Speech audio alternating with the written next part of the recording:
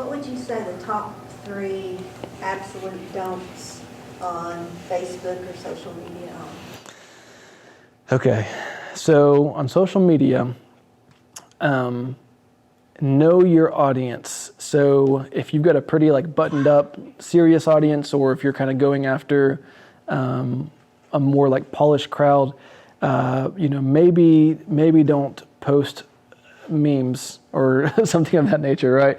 The other thing, I would just stay away from anything religious or political or anything like that. We've all got our own opinions. Totally fine. Have your opinion.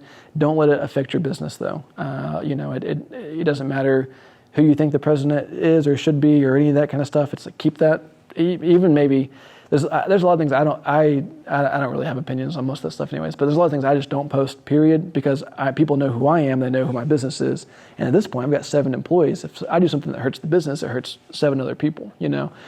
So don't post anything that could potentially hurt the brand.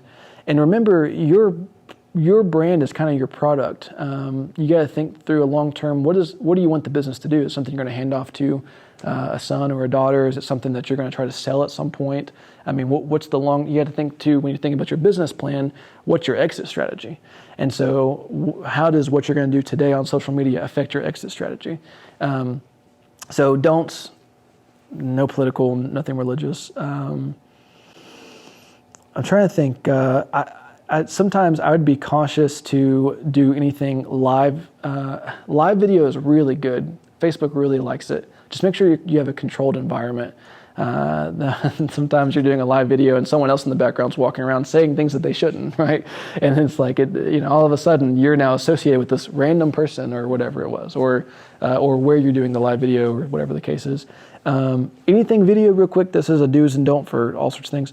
Sound is way better than video. So we've been like recording the whole time some video stuff, but I've got a mic on because the sound is the most important thing.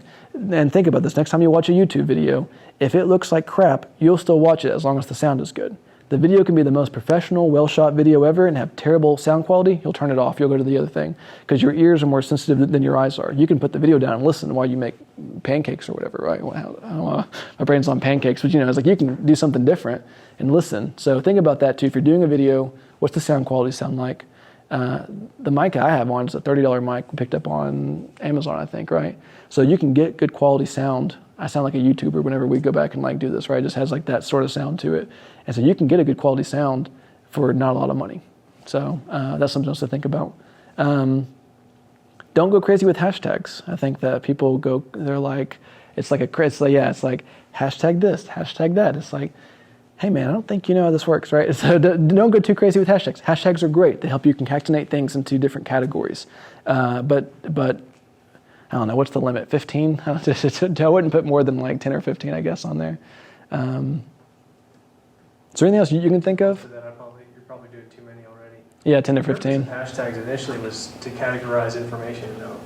And people don't really use it that way a lot, but that's still the purpose of hashtags. Yeah. So you post a picture of some food and some cider, and you're like, hashtag date night, or hashtag date night material, or something like that, right? And it's like, we hadn't considered going there on Friday night, but we might now, right? So it's just trying to get those things flowing that way. Is there anything else you can think of, just an absolute don't? I mean, I feel like I covered the big ones. Platform selection, maybe. Sure. You've got. Oh, well, sure. How many times have you seen profanity on social media? Yeah, I think that goes back to, if that's your brand, like Gary Vee is a guy you guys may or may not have ever heard of. Gary's Vee personal brand, he's got a lot of cussing and a lot of profanity in his stuff. But the guy is super smart and he's built a huge following. I mean, millions, he's worth a lot of money. If that's your brand, like that's the people you're after as well, I suppose it doesn't matter. But business to business, it's pretty hard to find.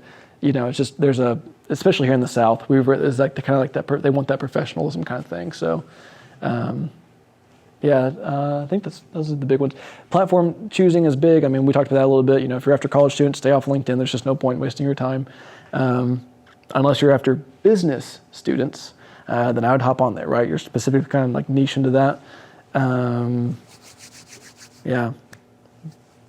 Hey, thanks for watching to the end of this video. We put videos like this out every single week, so consider subscribing. Also, you've heard other YouTubers say, smash that like button. Here, We think you should crush it. See you in the next video.